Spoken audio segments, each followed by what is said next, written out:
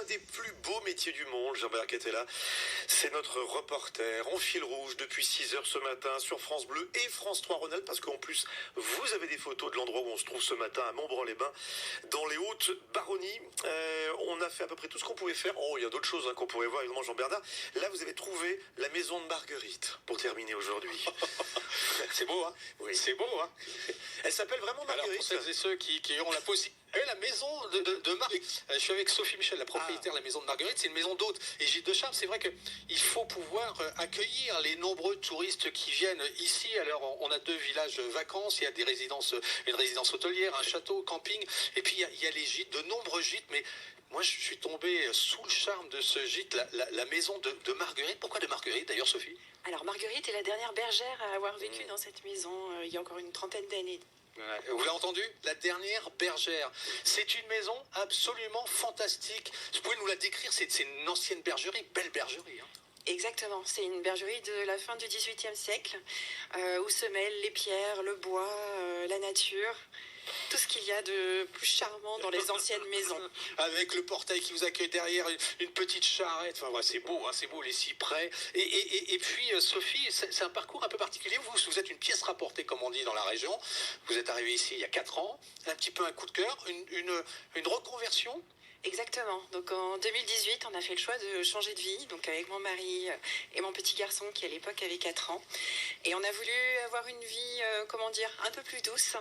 Et on est tombé sous le charme. On a trouvé cette maison un peu par hasard. Et quand on a rencontré que ce soit la région, le village, et puis bien sûr la bâtisse, on est tombé vraiment en amour. Oui, oui. Alors, votre petit garçon, hein, ça a joué aussi pour votre installation à Montbron-les-Bains parce qu'il y a tout ce qu'il faut ici. Exactement. On a la chance d'avoir une école formidable, où les enfants peuvent s'épanouir dans des petites structures et font beaucoup de choses dans la nature, tourner autour du sport. Donc oui, c'était un critère de choix. Ouais. 400 habitants, on le répète, 400 habitants à l'année, c'est multiplié par 3 dès que les thermes ouvrent en saison touristique. Vous avez donc choisi de devenir propriétaire de cette maison d'hôtes et gîte de charme, elle est belle, elle est magnifique, tout en pierre, vous disiez du bois. Il y a eu des travaux, vous avez investi dedans? Oh oui, on a tout refait, mais en gardant le charme de la maison, l'idée de la bergerie. Et on a effectivement repris l'ensemble des pièces, on leur a redonné leur lettre de noblesse, on a fait ressortir les murs en pierre, on a réutilisé d'anciens matériaux, des établis, etc., qui étaient en train de s'écrouler. Et on en a fait aujourd'hui une belle maison de charme avec 4 chambres d'hôtes et 2 gîtes pour 4 personnes. Alors les gîtes, c'est une façon d'être un peu plus indépendante, c'est ça? Tout à fait, ce sont 2 appartements qui font entre 60 et 72 mètres carrés, avec terrasse, cuisine, 2 chambres, salle de bain, et ça permet d'être un peu plus indépendant. Pour autant, ils peuvent avoir le service, par exemple petit déjeuner, que l'on propose au niveau des chambres d'hôtes. Ouais. C'est un métier nouveau pour vous, ça, hein, de se lancer comme ça, d'accueillir des personnes. C'est quoi la particularité de ce nouveau métier? Oui, tout à fait. Alors, moi, l'enjeu et mon objectif, c'était de donner du bonheur aux gens, qui puissent effectivement avoir leur petite bulle durant leurs vacances, en couple, en famille, et retrouver ce plaisir d'être juste ensemble. Et donc pour moi, ça a été un nouveau métier, oui, parce qu'avant, je dirigeais un cabinet de conseil.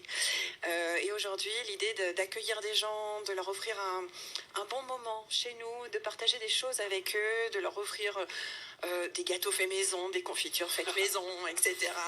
Et d'avoir un beau jardin fleuri, une belle piscine, c'est que du bonheur. Ouais, j'imagine que quand vous n'avez personne, vous en profitez pour vous promener, repérer un peu les endroits charmants.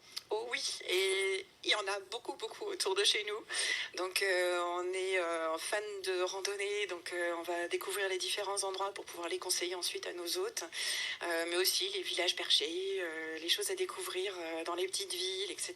Donc oui, on en profite. Et la saison commence quand, véritablement? Alors pour nous, ça démarre en avril et elle s'étire jusqu'au mois de novembre.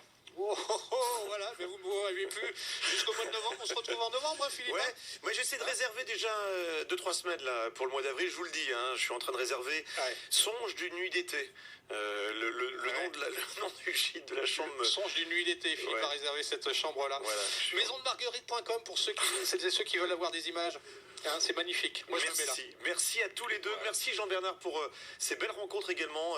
Puis ce joli parcours dans le village de Montbran-les-Bains. On y était en immersion depuis ce matin. 6 heures. À une prochaine, Jean-Bernard. Enfin, dans quelques mois. On a bien compris. France Bleu.